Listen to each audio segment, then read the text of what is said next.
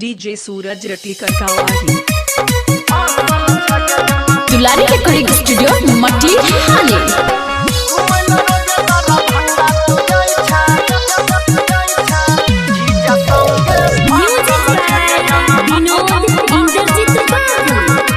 DJ सूरज बजे छौरा किया लबर लबर तोरा बनैबो नै आपन लवर रे सुना हाँ गई बोल डीजे सूरज बजे छौरा किया लबर लबर तोरा बनैबो नै आपन लवर उठ में छौरी उठा ललिया लगाई के उठ में छौरी उठा ललिया लगाई के सबके नजरिया में धंसल छै घुमैला रोजेदार भंगा तू जाई छै जीजा संगे फसल छगे जना घुमैला रोजे मधुबनी तू जाई छै जीजा संगे फसल छै अरे तू देखली अरे हाँ गई डीजे रंजन बिस्सी डीजे सूरज रटलीकर का वाही डीजे मिक्सिंग के लिए संपर्क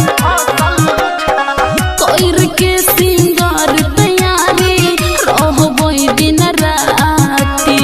देख के हमर फैशन तोहर पाटे चौकिया छाती रे बुझले कि ना हाँ गई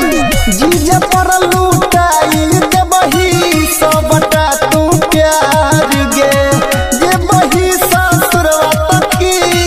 कहतो तोरा भतार गे कोई गो छौरा के लुटने छही कथी कोई गो छौरा के लुटने छही कते के देख के हंसल छै घुमैला रोजेदार भंगा तू जाई छै जीजा संगे फसल छगे जना घुमैला रोजे मधुबनी तू जाई छै जीजा संगे फसल छै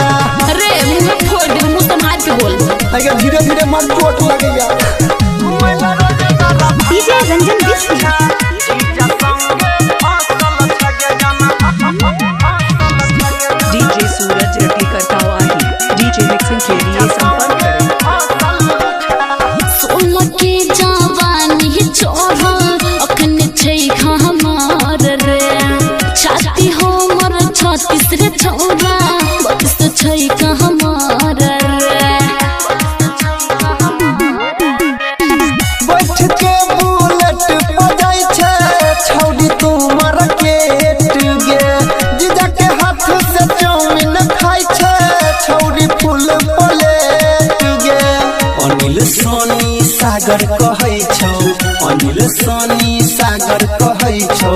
छौड़ी तू त बहसल छै घुमैला रोजेदार भंगा तू जाई छै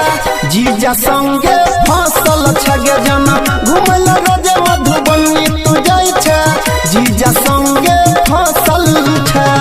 दुलारी रिकॉर्डिंग स्टूडियो मटिहानी नगर पालिका।